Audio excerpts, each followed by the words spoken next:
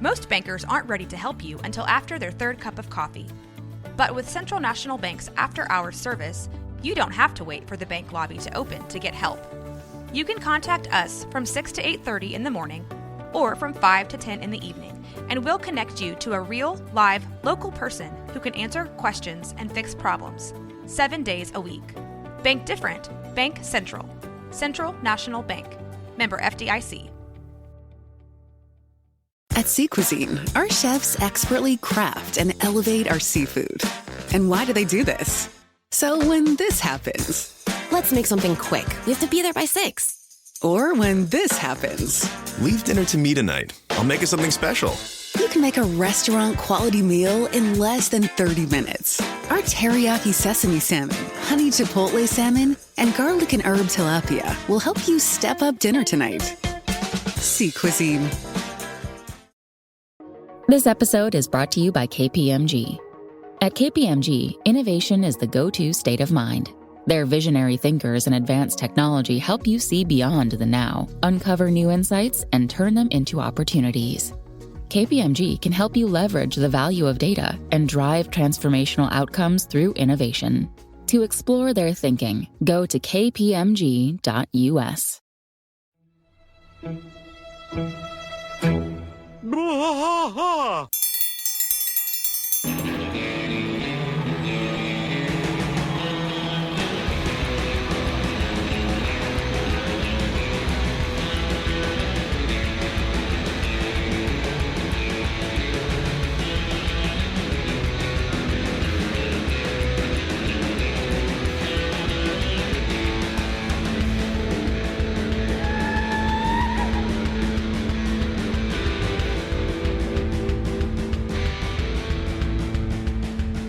I tried to fight all through the night, deep in the heart of Texas.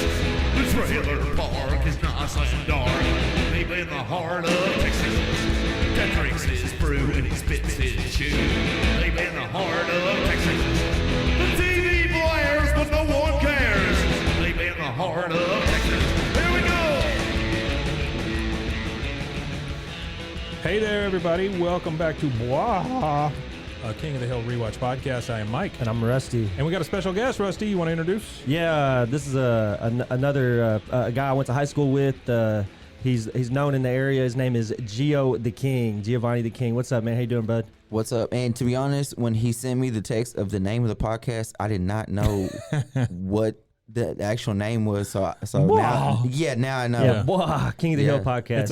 It's a Hank thing. Yeah, I just said, hey, you want to be on a podcast? I didn't give him any details. He just said, oh, yeah, I'll be there. Yeah. I mean, I like King of the Hill. I grew up on it. Yeah. It's a great show. Okay, so we are dealing with Season 1, Episode 10 here, Keeping Up With Our Joneses. Yeah, Keeping Up With Our Joneses. This is the infamous cigarette episode. Yep, the infamous cigarette episode, April 27, 1997, air date. You remember this one? Yeah. Where they smoke a bunch of cigarettes? Yeah, he watched it last night. Oh, you watched it? Yeah. Good. He at least knew what the premise of the show was. I watched it. Excellent. Okay. So it's fresh on my mind, everything. That's great. Good deal. All right, so we start in the Hill house with Hank griping about his grout. Oh, yeah.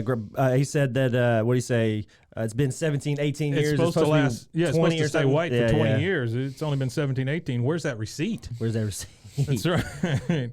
So Luann comes barging in, and Hank freaks out because he's in the shower. But he's fully clothed. He is fully clothed, he's fully dressed, as Peggy does point out. But she wants him to see Lady Bird, who is all dolled up. She got that makeup all over. Yeah, and then he goes, starts talking to her, making the dog feel good about herself. Who's a pretty dog? That's right. Yeah, and then he says she looks like Fran Drescher. He said, get this stuff off of her. She looks like Fran Drescher. You know who Fran Drescher is? Yeah. I used to watch The Nanny. I used to watch her. Yeah, her the laugh. Nanny. Yeah, She was pretty hot. She was just she was on. hot.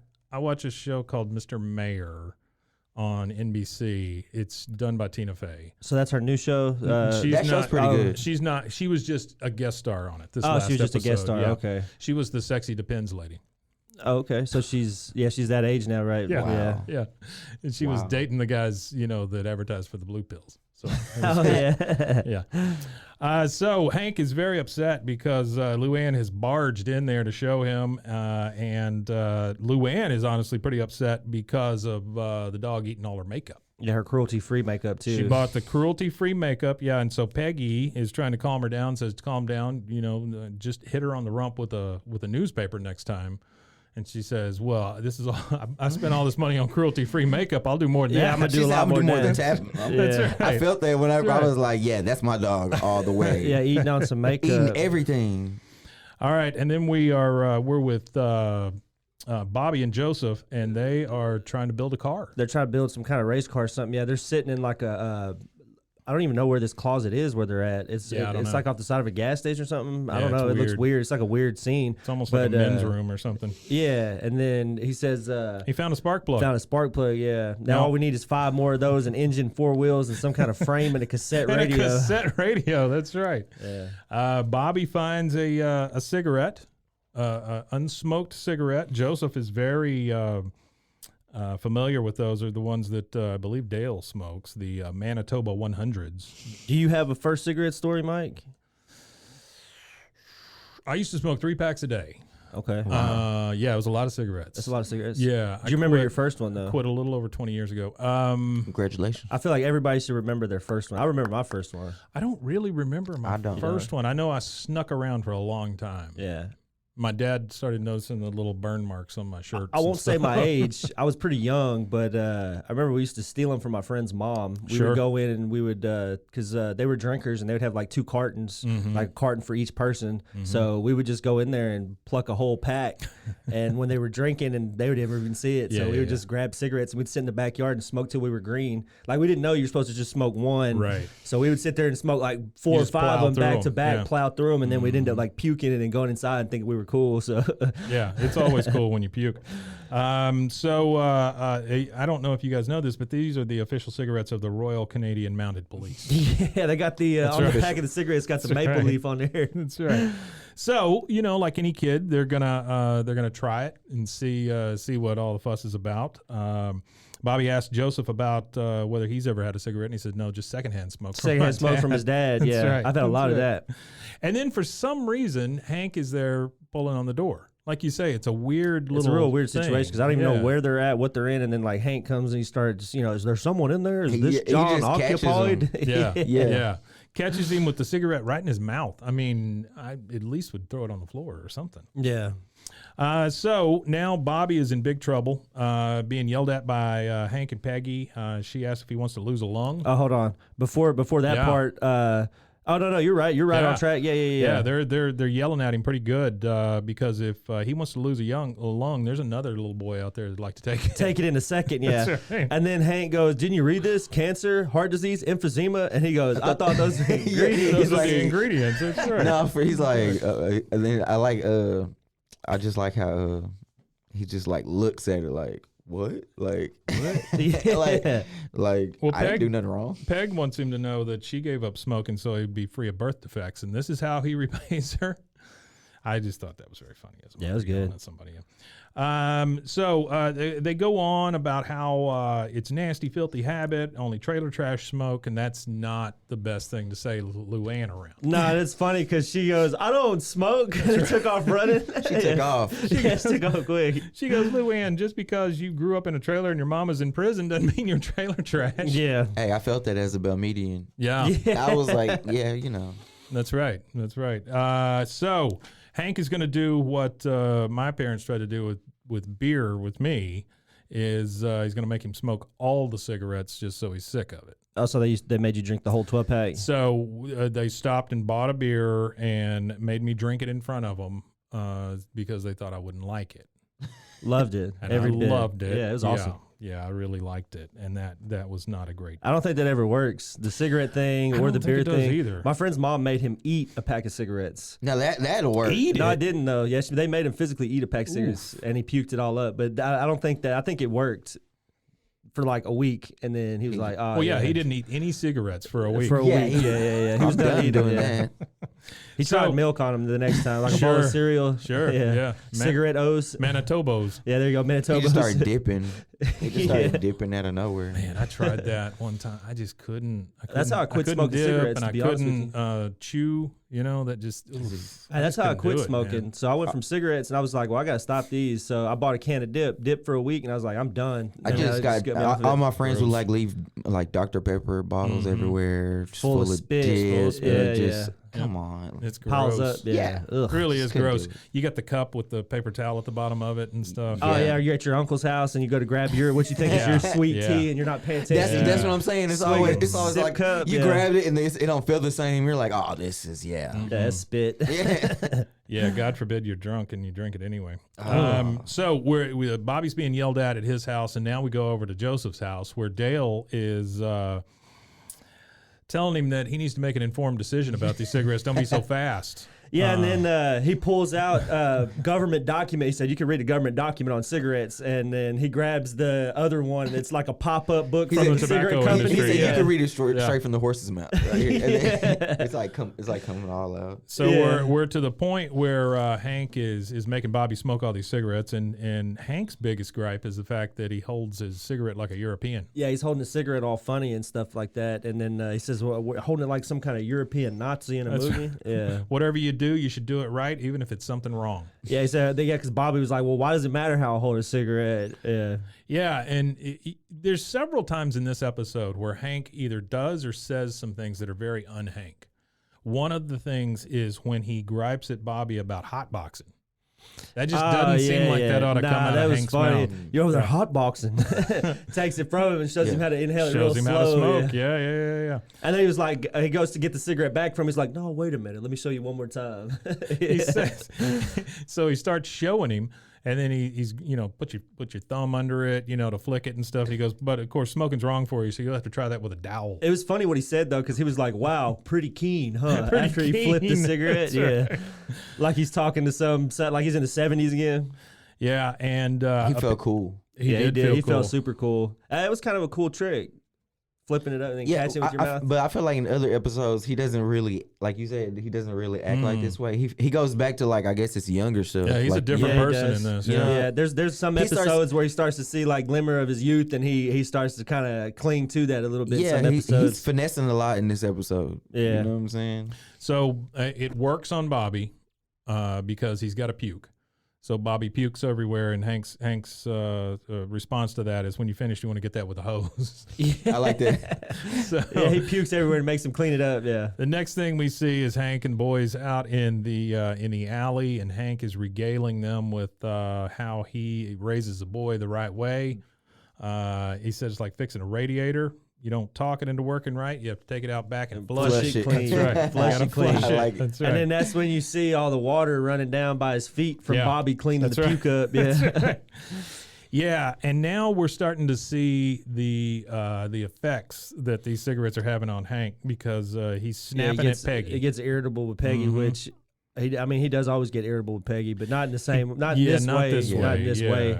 He's usually a lot nicer about it, but he's like, she said, well, what's wrong? Hey, why do you always ask me that? Just grumpy as hell, having a nick fit. He said, don't worry about Bobby. I took care of it. And she goes, oh, my God, how could you do that? He's just a little boy. You're going to stunt his growth, and he's going to stay that way. Yeah. That was fun. So they go to sleep. Here's one thing that I noticed in all of the smoking, like we get the close-up on Bobby, we get the close-up on Hank smoking and stuff like that. And you tell me, maybe I'm wrong, but in episodes past and episodes forward, I don't hear a lot of the accompanying music like in this one. It feels like a Peanuts cartoon. Yeah. Like, it's got that jazz kind of weird music in there. There is some episodes that use some weird little background music, but it's very few and far in between. That's why you can't really recall This one was odd because it was like there was a lot of that where there was no speaking. It was just people smoking. Just people smoking, Yeah. So now we see Hank sneaks out and grabs one. Bobby's on the side of the house grabbing one. So everybody's smoking at this point, with the exception of Peg. I guess Peg hasn't started smoking yet. So they go to sleep. Hank goes to smoke. Bobby's smoking. And then the next thing we see is they're all kind of, Bobby and Hank are kind of jonesing. They're jonesing for some cigarettes. Yep, the Joneses. Yeah. Hank has used the label maker to put labels on absolutely everything. He's tried to use up all his time. Bobby is just flat out shaking at this point. Yeah. Because he needs a cigarette. Like it's crack or something. And then now we meet Enrique for the first time. Yeah, this is the first time you meet him. And Enrique is later, I think, voiced by Danny Trejo. Oh, yeah? Wow. I don't think he's voiced by Danny Trejo at this point. He's not at this point. Yeah, this is a different voice. From 97 to 98, it was a guy named Eloy Casados. Okay. And then Danny Trejo takes over from 03 to 2010 all the way to the end of the show. So there's like a gap where there is no Enrique. Yeah. So between 98 and 2003, there's no episodes with Enrique. We get a little bit of a gap. Danny, that's Machete, right? Yeah. Yeah, Machete. I met him once. Oh, you did? Yeah, yeah, that's pretty cool. Did he try to hit you with a machete? No, he was downtown Austin, and then like these people, some dudes ran up to him and tried to take a picture, and then he just looked and was like, "Yeah, no, you don't need to do that."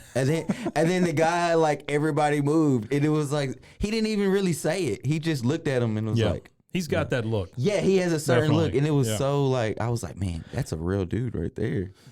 For a fun fact about the Eloy guy, he was actually born in East LA in the jail scene. Oh, really? In the jail scene with Cheech Marin, when Cheech Marin's in jail. Yeah. He's in that scene or whatever. Cool. So he's actually a pretty he's like a character actor. Yeah. So we have a conversation with Enrique and Hank where Enrique tells him how hard it's been since NAFTA made all the pinata jobs go north. Yeah, all the pinata. And so Hank wants to meet his family, and he wants Hank to meet his, all of that. He said, "I like your stories. I like your stories I like about your stories about pinatas. pinatas. He's like, anything you got to say involving cigarettes, as long as you got the that's it. cigarette here, I I'm don't totally care. with Yeah, he's it." there with And it. so Peg comes pulling up, and she's like, "Hey, honey, can you take a lunch break?" And he's freaking out because he doesn't want Peg to see the cigarette, so he's hanging it up. But here again is one of those very un-Hank things. He just flicks the cigarette, and Enrique has to save the day, keep it from blowing up. Yeah. That's not a Hank thing. He doesn't it's really flick not. stuff. He don't flick stuff nowhere. No. So we go back to Luann, and she is going after Ladybird because Ladybird's trying to get her makeup again. And so she's got what I call a no-no can, right? A no-no So can. a no-no can is like when you take a coffee can and you put like a bunch of pennies in it or something, right? Uh-huh. And you wait for your cat or your dog to do something, then you go shake, shake, shake, shake, to scare the crap out of them. Scare the crap out of him. Okay. Yeah, so you got a no-no can and then you got the spray bottle. Yeah. Those are the two ways that everybody thinks they can train their dogs. I thought you were going to say you're going to throw a cup full of pennies at your cat or dog or something. I was like, damn, there's one way to shut it up. If the rattle doesn't work, you just open it up. Right now. Peggy is very worried about the flesh-eating virus that claimed another victim. But Hank tells her she just needs to relax, and sometimes you just got to enjoy life for all its rich, mellow flavor. That's right. Yeah, and finally Hank lights up in front of Peggy, and she's like, "Oh my God, what are you doing?" He said there was one pack left from Bobby. Couldn't let him go to waste. It's the way go to waste. Yeah, it's the way he said it. It was like, All all right. right. Waste. Got to smoke them. You can't just throw a whole pack of cigarettes away. So Hank is in it to win it at this point. He's just a smoker again, and he's pulling Peggy in. Tries to remind her, how great it was when they smoked together. And now we get the montage with the, what'd you say, Diana Ross? No, Roberta Flack? Warwick. Diana Warwick song. Dionne Warwick. It was, what's the name of the song? Get when you fall in love? And you get this whole thing of them playing putt-putt and just giggling and laughing and going on a roller coaster and the whole thing, but they've got cigarettes in their mouths the whole time. Yeah, just like, they probably did when they were growing up, Yeah. I'll never fall in love again. I'll never fall in love again. Yeah. Dionne Warwick. And, they're just talking about how they used to have so much fun and cigarettes were a part of that. And my favorite quote from Peggy in this entire thing is, "Oh boy, I feel alive with pleasure." That is it's very almost much like a cigarette commercial. Very It's much almost a like a cigarette commercial. ad. Yeah. Yeah. I like how, when I was watching, I was like, their noses look different. Like they made their faces look the like whole a little thing. different. Yeah. They all look a little different. Yeah. They change. We're back at the Hill House, and it's breakfast time, and Peggy is letting Hank know that there's a tile in the bathroom that really needs looking at. So Hank goes in there, and there's a lit cigarette already, so they're sharing one smoke in the bathroom. I think it's funny how they're trying to hide the cigarette thing when the whole house at this point just reeks of cigarettes. Yeah. Like, if that cigarette is lit, they all know there's a lit cigarette. That's what I kept thinking, right? Yeah, you would just smell it on them. Like, even when Hank gets in the car with Peggy the first time, I'm like, well, she's going to smell the cigarette. She's going to smell the cigarette. So they keep talking about the tile, and Bobby just blows up at this point because Bobby is an old man on the edge. He's like, will you stop talking about your stupid tile? If it's so dirty, clean it. And if it's clean, you can shut up. Yeah. And then after that, it cuts to them talking about going somewhere to eat. And they're going to Smokies. Smokies. That's right. That was right. Yeah, Old that's the Smokies. one. And they're all standing outside. They do the yep, mm-hmm. They do all that. That's one of those yep, mm-hmm. While Bobby is taking a drag with a guy at a bus bench for some reason. He's like hiding behind a bus bench, and this guy's smoking, and he's like, trying to huff his secondhand smoke. Yeah. Why is Bobby allowed to just run the streets and he's behind a bus bench somewhere? Yeah, I don't know. Sucking in this guy's like smoke. Being in some random closet smoking cigarettes with Joseph at a gas station. That's true. Or whatever. That's kind of odd I too. guess so. Yeah, they go to Smokies, and Smokies is not the same place because Smokey died. Hold on. Before we get to Smokies, we got a Boomhauer deal. So Boomhauer's they're sitting there smoking, and he's like, y'all put that dang old thing out. Yeah, he's pissed. He's cool with Dale doing it, but yeah, he's like, there's one too many cigarettes. He goes, y'all put that dang thing out. Y'all gonna light up like that, man. I'll treat y'all like a dang old junkie. Go messing up my head with that dang old secondary nicotine like that, man. I just think it's that not that it's two people. I just think that it's not like nobody cares about what Dale does. So they're just like, Dale. You know what I mean? Well, you're not stopping Dale. You know what I mean? Yeah, you're not it's expected from Dale. Yeah, Hank's supposed to be like this good dude, this moral guy or whatever, and he's out there. So he like snaps on him like he's the only real friend that he's got. Like, you know what? So we end up at Smokies. And it's the same old Smokies when they walk in. The waitress comes up and they talk about seeing Smokey. She goes, oh, he's no longer with us. I'm sorry. Those last few years, it spread to his bones. Smoking or non-smoking? Yeah, smoking or non-smoking.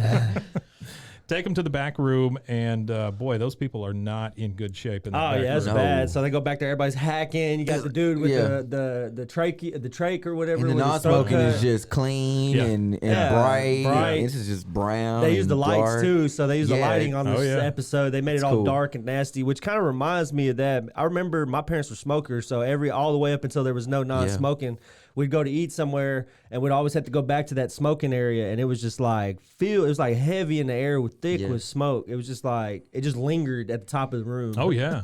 Well, and then you go into these rooms like years later, and everything's yellow and It was like the Blue Bonnet Cafe in Belle Meade. Whenever they went to non-smoking or whatever, they had to go in. It was like traded hands a few times, and the next people that bought it, I went in and ate, and I was talking to them, and they were like, "Yeah, we had to clean all the duct work. We had to repaint the entire building. Wow. It was bad. That tar gets everywhere." So we're back at the house, and Bobby is lighting up a cigarette under his blanket on his bed, which starts a fire, which makes the alarm go off, which brings Hank and Peggy into the room. They come running in the room, and she says, "Do you know them?" That's Luann. That's Luann. She comes busting in. She's mad after they yell at them, and she says, "I can't believe you're all smoking. Don't you know that more people die of smoking than die in the war in Vietnam every day?" Yeah, that was wild. Yeah, Vietnam been over for like 20 years at this point. That's right. And then again, here's with one of those weird Hank things. He puts the cigarette out on the rug. Yeah, he throws it down the ground and stomps it out. No, it's not Hank at all. Not inside. Especially when he got pissed off in the previous episode for them throwing a party when they had all the repair guys fixing all the stuff they messed up. So they figure out that they need to set a better example. They're going to quit smoking, and they're going to take Bobby with them. So they take him to Hotel Arlen, once again the home of all the prostitutes. Pick your live one. And they're there for cigarenders. Yeah, cigarenders. Cigarenders, which is a Cigarette Anonymous, I guess. Yes. Cigarette Anonymous, where everybody is known by name. It's a funny name, though. Cigarenders. I think it's a pretty funny name.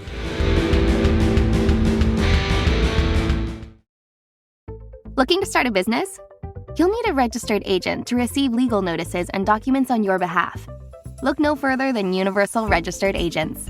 Our team of professionals will ensure you never miss an important document, and we can even help you form your business with services like entity formation and document filing. Plus, we'll help you switch to our service for a lower cost and pay the change fees. Trust Universal Registered Agents to help your business succeed. Contact us today to learn more. From the host of the popular podcast, The Only One in the Room, Stash by Laura Cathcart Robbins is a propulsive and vivid memoir about the journey to sobriety and self-love amidst addiction, privilege, racism, and self-sabotage. Best-selling author Holly Whitaker calls it an irresistibly delicious story, and MacArthur Foundation fellow and best-selling author Kiese Lehman says Stash is emotionally riveting. Buy Stash by Laura Cathcart Robbins now, wherever books are sold. The world looks different behind the handlebars of a rad electric bike. Grabbing takeout looks less like greasy styrofoam boxes and more like a cross-town adventure. Ride shares look less like piling into the back of a car and more like grabbing fresh air with your friends. And commuting can even start to look like the best part of your day. That's because with Rad, the world is what you make of it, not what it makes of you. See for yourself with a 14-day free trial. Find your fun at radpowerbikes.com. At Sea Cuisine, our chefs expertly craft and elevate our seafood. And why do they do this? So when this happens, Let's make something quick. We have to be there by 6. or when this happens, Leave dinner to me tonight. I'll make it something special. you can make a restaurant-quality meal in less than 30 minutes. Our teriyaki sesame salmon, honey chipotle salmon, and garlic and herb tilapia will help you step up dinner tonight. Sea Cuisine. I tried to fight all through the night, deep in the heart of Texas. Yeah, the guy that's talking about the cigarenders, he says future non-smokers is what he calls everybody, which is great. Now take a look to your right. What do you see? Don't be shy. There are no wrong answers here. And somebody says, I see a caring human being. He goes, nope. Nope. Nope. You see buddies for a better life. So Hank is again on edge. He hadn't had a cigarette in a while. He talks about having the strangest feeling that somebody's going to kick this guy's ass. Yeah. And then just back and forth, with Bill there for some reason. Well, Bill, this talks about how lonely Bill is, because you'll see throughout this show, he just pops up in places. There was specifically brings to mind one episode where there was a wheelchair that he met a guy that was in a wheelchair or something like that. Yeah, and then he goes and gets in a wheelchair to go yeah. play basketball with him, and people actually think he's crippled, but he's not. And he plays up on it. Yeah. Anything to fit in for Bill. That's exactly right. Anybody that he don't even smoke cigarettes, and he's at a cigarette anonymous class. Well, he says He just wants to talk about his problems. Yeah. He says, Hank, I know you think of me as a pretty together guy, but sometimes I need a little help. 6 nights a week for 20 years. Yeah. That's right, yeah. So they all find buddies. Hank says he'd rather not. I like how Hank goes, well, look, you all found buddies. And Hank goes, I'd rather not. And he goes, I understand. Yeah, and then this part is my favorite part. It's my favorite line of the whole movie, or the whole episode, where the guy goes, it's not easy to admit we're weak. And then Hank goes, you calling me weak? Look at your little birdie arms. They're no thicker than a cigarette. I could smoke them little arms up. And so the cigarenders guy points out that it's so nice that you brought your son here with you to help support. It's great. You're going to support your daddy. He goes, oh, no, I'm a smoker too. Yeah, and then everybody. Oh, nobody's happy about that. He said, how long you been addicted to cigarettes? Well, since my dad let me smoke a whole carton.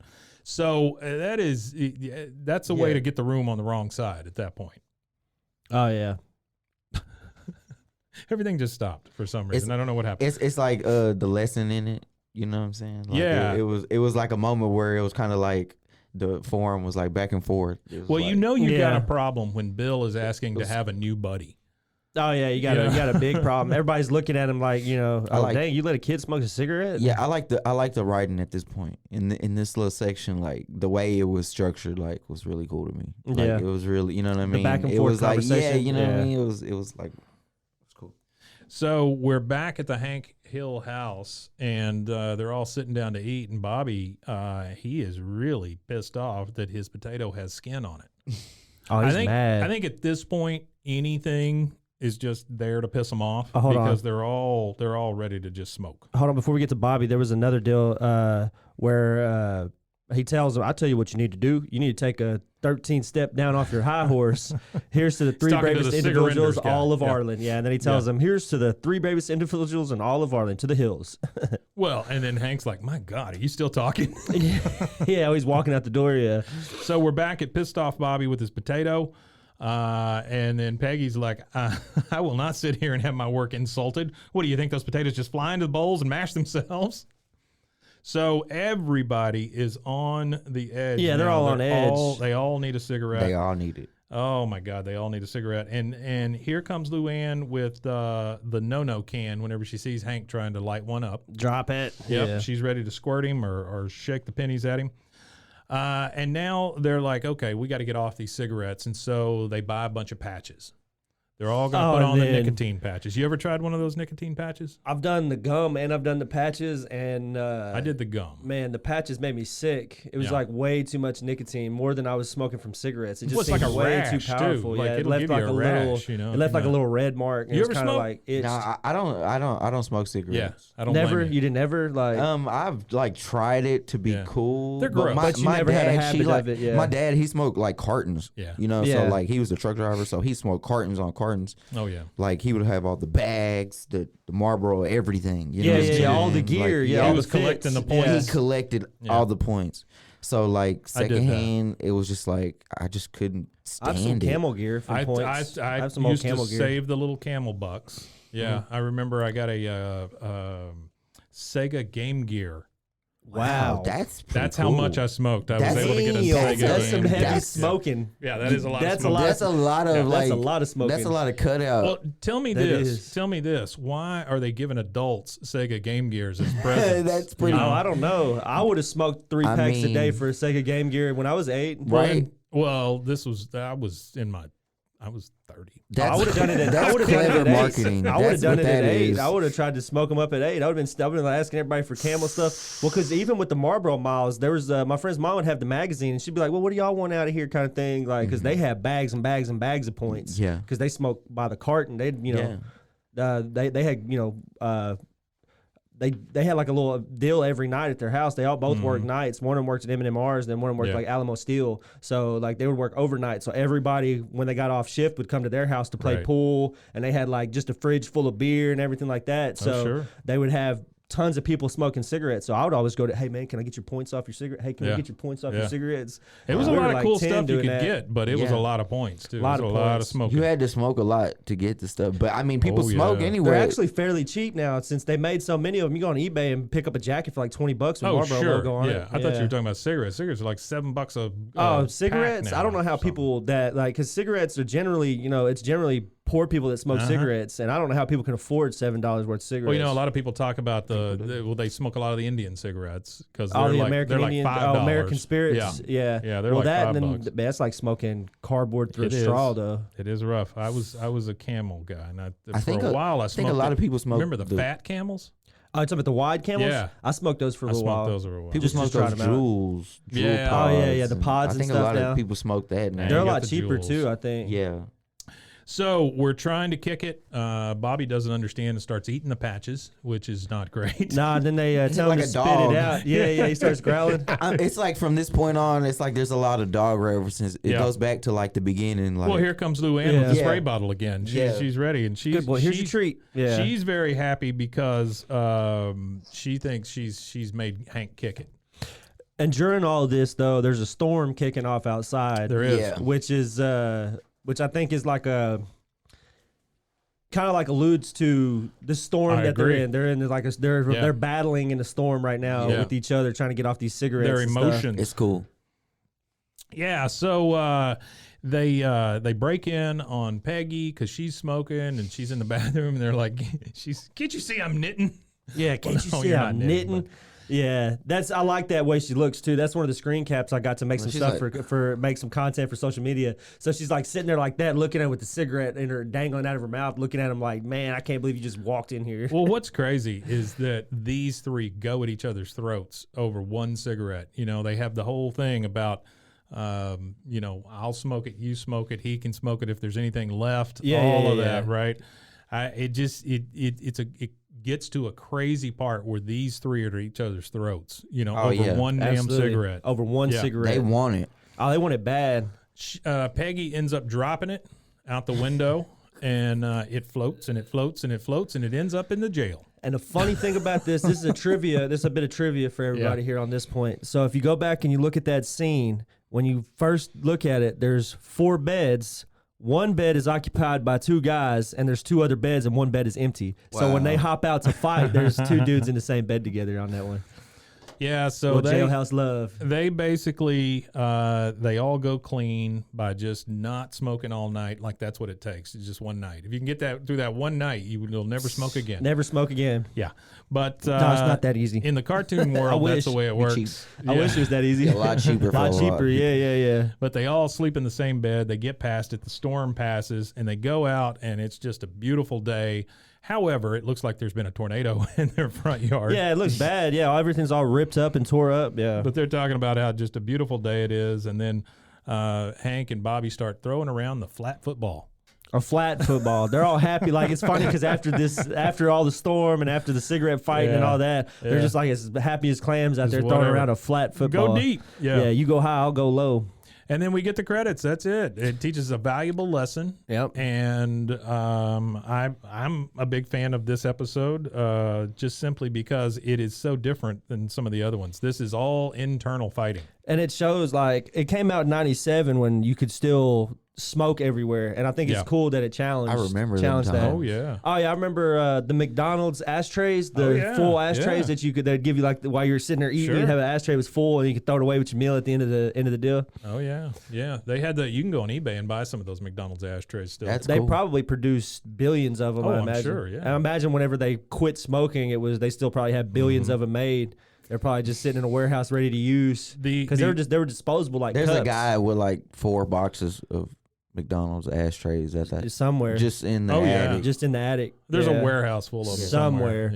They're like, it'll come back around. It was like with video games. There was a thing that I was reading about where a guy had found an entire warehouse full of 90s and 2000s video games. Yeah. And I mean like stacks and stacks of the same game in a huge warehouse. That's the whole E.T. video game also for Atari 2600. Oh yeah, when they dumped it out in the desert. So many of them, the worst game. Dumping them. Yeah. Of all time. That's one of considered one of the worst games of all time. Yeah. It was trash as far as Atari goes. If you could even play it Atari. Oh, it was rough. It was rough. So there's one thing I want to point out before we get to the credits. This episode is brought to you by Recess Cigarettes. This is the cigarettes. When Bobby looks out the window while he's at school, he sees a billboard for Recess Cigarettes. Recess cigarettes, which is when kids playing. Hilarious. We never smoked them at recess, but as soon as I hit high school and I could leave campus for lunch, there's so many lessons in this episode. Like, like old school, like this is what you should do, but it's kind of like making fun of that. Like this is really what we do. Yeah. Oh, and that's the thing is like there's a lot of people that have that story where their dad bought a carton of cigarettes and sat it down in front of them and made them smoke till they were sick. For sure. Yeah. So we get before we get to the credits, I got another bit of trivia. So there was actually a deleted scene that's not in this. Oh, so, yeah, you were telling me. Whoa. Yeah. So if you go back to Bobby's fully naked. Well, I hope not. I wonder if he has an ass like Hank, no ass at all. No ass. That's so right. Bobby meets up with a bunch of anti-smoking kids who are all against squares, and squares. They get him to go to a store to buy cigarettes. Maybe they're like straight edge. Straight edge. There you go. Sure. Well, squares, that's a cigarette. So yeah, they're straight. They're straight laced, straight edge. So they get Bobby to go into the store to see if the shop owner will sell them cigarettes to see if he's enforcing the rules. So the shop owner ends up selling Bobby the cigarettes, and then the kids start chasing Bobby when he runs out the door. So he runs out the door with the cigarettes, and they're like chasing him down. Yeah. That's on the deleted scenes on the season 1 DVD, which I gotta find. I want to buy the whole DVD set just so I can get all the deleted stuff. What's crazy to me is that your hat has a camel on it. It does. It makes me think of. I have a camel hat. I have a blue camel hat. I have a camel shirt. I have a camel shirt. Yeah. I have it has like a giant hole in it, like a Joe Camel. Yeah, a Joe Camel. Yeah. It's got the patch. Yeah, I have a yellow Joe Camel shirt, a pair of shorts, and then a hat. I have That's one of the only whole kit. That's one of the only advertising mascots that I can ever think of that the U.S. government got involved and told them they had to quit it. It was so good, sometimes when stuff works. They said they were advertising to kids, and that's that's where it came from. The shirt looks pretty cool. Winston had commercials. Sega Game Gear. Yeah, Winston had commercials with the Flintstones back in the day too. Oh, yeah, sure. So there was one specific commercial that I used in a class for advertising class. And it's that was when they were still good for you, though. Yeah, it's when they were still good for you. Your recommended by whatever, 9 out of 10 doctors. Yeah, yeah. So they were. I like how Hank says it. Do it. He says that was back in the day. Oh, yeah. So credits. So we get to the credits, and this kind of like the one where Hank comes on and talks about the nudity. But this is Boomhauer telling us all about how we shouldn't smoke cigarettes. Yeah, and he's standing out in front of his Dodge Charger, or is it Hank's truck? Well, no, it's his Charger. Yeah, it's his because Charger. he shows you the air filter. Yeah. One of them is your lungs on air. This your lungs and on then air. The black this your one is lungs the on ones smoke. on smoke. Yeah. He says, see the difference, man, is stunt your growth all over. End up dang old hospital like Morton Downey Jr., like Robert Downey Jr., even worse, man. Y'all talk about oral gratification, all that thing. It's gonna give you a little sperm count, man. Give you ear hair. Yo, it just ain't good. It just ain't no Just ain't good. And then a woman comes up and walks him off the. Yeah. So a little bit more trivia. So Yeah. Jimmy Witchard, he gets his first appearance in this episode. He doesn't have a speaking part, but he's sitting at the Jimmy cigarettes. Witchard, yep. And he's the guy real who runs the shaky guy, racetrack. right? He's the guy who runs the later on runs the concession that's right. stand. That's right. And Bobby's working for him, and his dad's telling him, "Hey man, you need to do what your boss tells you to do, Yeah. this and that." And it ends up that his boss is completely just not Jimmy- there at all. Jimmy is the one that's always like, Jimmy said. That Jimmy guy, said. right? Yeah. Gotcha. Yeah. And then some more trivia. So the specific writers that wrote this episode, a guy named Jonathan Collier and then Joe Stillman. So Joe Stillman actually had worked with Mike Judge for Beavis and Butthead TV show, and he also did Doug and the Adventures of Pete and Pete. Oh, wow. But his claim to fame is Shrek 1 and 2. So he gets screenwriter credits for those, and then he actually gets a nomination for the Academy Award for Best Adapted Screenplay for Shrek. He got nominated for that, and then he did get a BAFTA for that, though. So That's a damn good like resume right For there. real. The BAFTA is like the British version of the Academy Awards. Yeah. And then the other guy, Jonathan Collier. You always got to work that English thing in, don't you? Yeah. I got to try to. Yeah. So the other guy worked with The Simpsons and he did King of the Hill, but he also after that he went on to do Monk, and he executive produced a movie called Queer Duck. The movie. Well, I don't know. I don't know about that one either. I'm not gonna touch that. Didn't watch. Never I'm seen actually Queer going to Duck. watch it. So it says the film first aired on the Gay Theme Channel Logo on July 16, I remember 2006. Logo. Oh yeah, that channel. Yeah.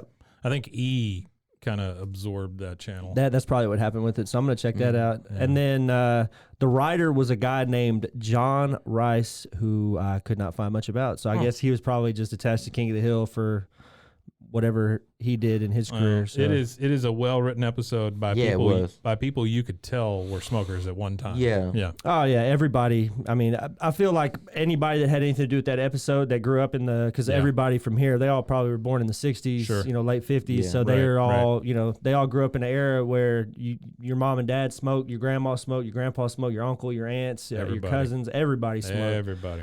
Everybody smoked at that time. I mean, you had tabletop lighters that sat on your table so. Well, like you say, if you can go to McDonald's and smoke, I mean, It's just crazy how it changed. Like now, like if you smoke inside anywhere, it's just like people it's flip like- out on you. I think the only place like that you you can killed still a smoke kitten. in this county is Belmead, Texas. That's the only place that you can Yeah. still smoke in bars because they still let us smoke over there. do they really? Yeah, still smoking in some of those little bars on 77. Lacey Lakeview, Yeah, Belmead, that little strip where all the bars used to be. The few remaining bars that are still on that strip allow back on smoking. Old Dallas Highway. Yep, on the highway. Yeah.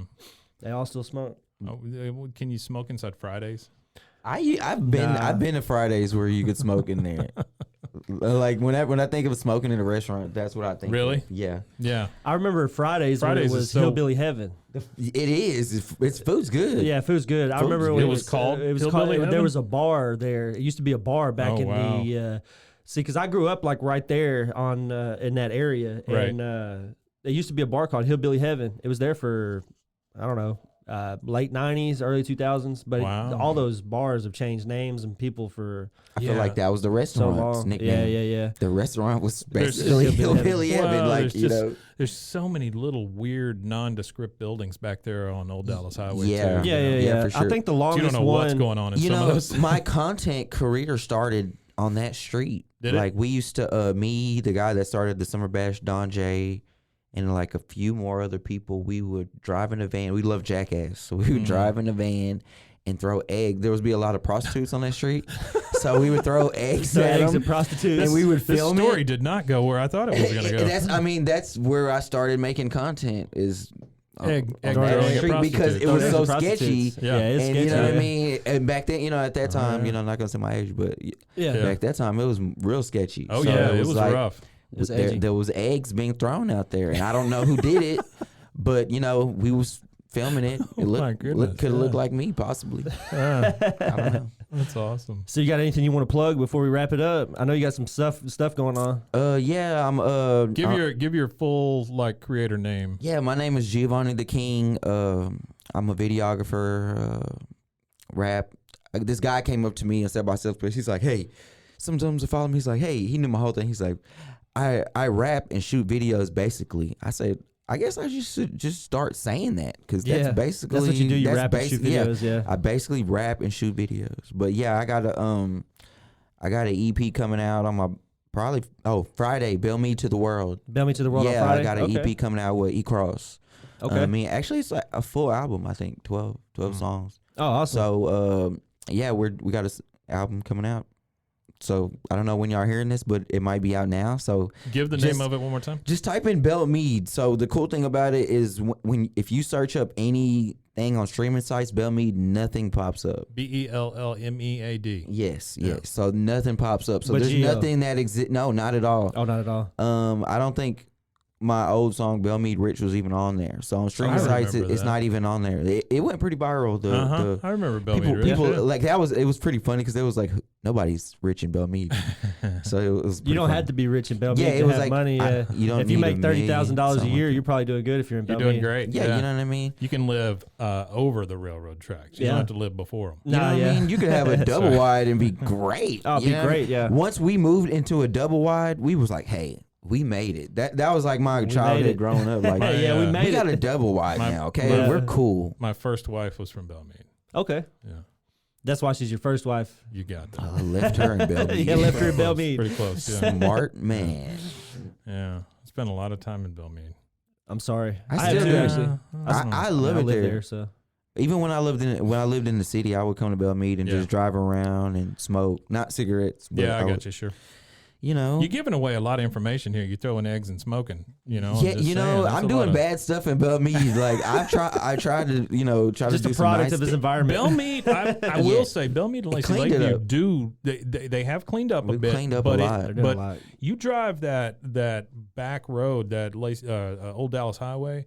You want to do bad things. Yeah. I mean, it's just that kind of area. It's that kind of highway. Now over there, no, for sure. It's about to change though. It's about to change. So when the highway gets all connected. Well, not even the highway. Shout out to Papa Bears and stuff because they're supposed to be getting a physical location right there, right next to the Maisonette Construction. I think is what it's called. Oh wow, yeah. That wooded area right there where they have that sign. Mm-hmm. They've already. I hope the people in the rest of the country really enjoy this. Yeah, I hope we're they talking do too. about the thing right this next is to a really niche. That's right. I have a Bell Mead hat on right now, so this is a real Bell Mead. But they're building like a shopping center out there or whatever for. I guess they were supposed to build a baseball stadium. The moral of the story is Bell Mead is just like King of the Hill.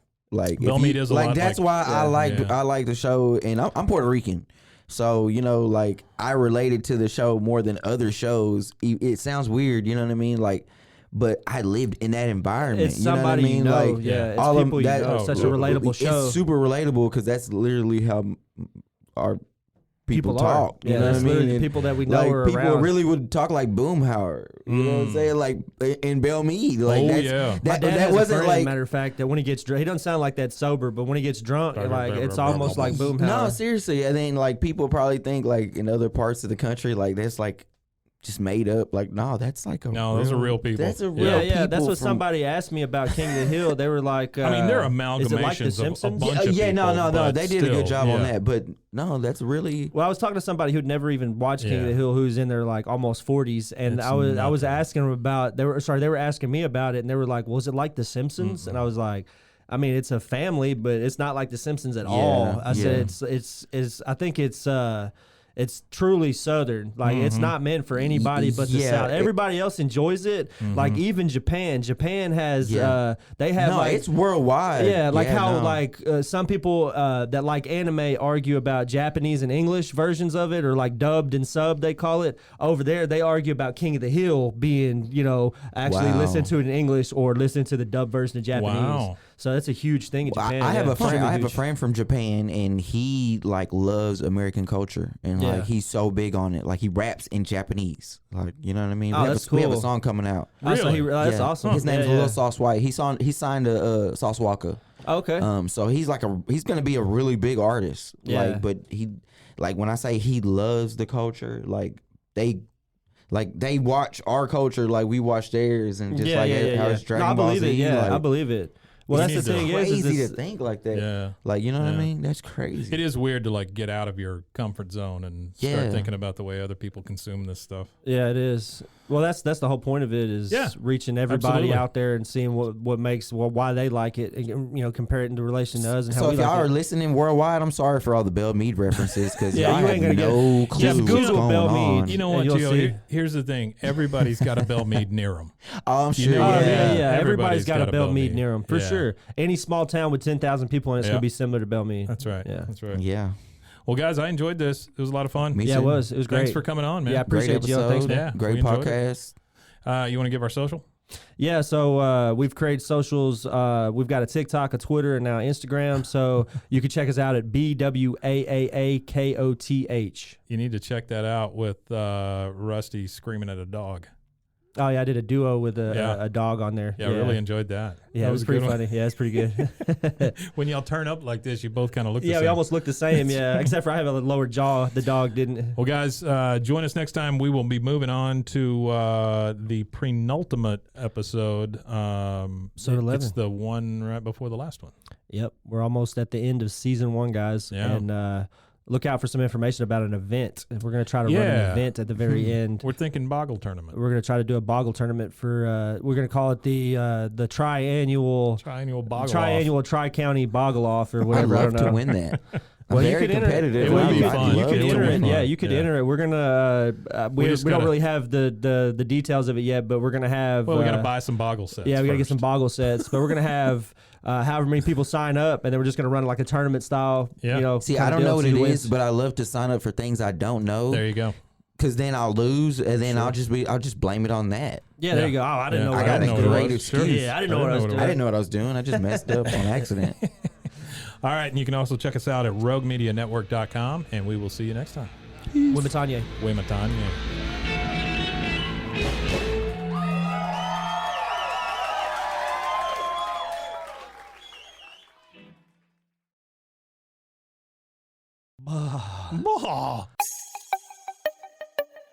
This has been a Rogue Media podcast.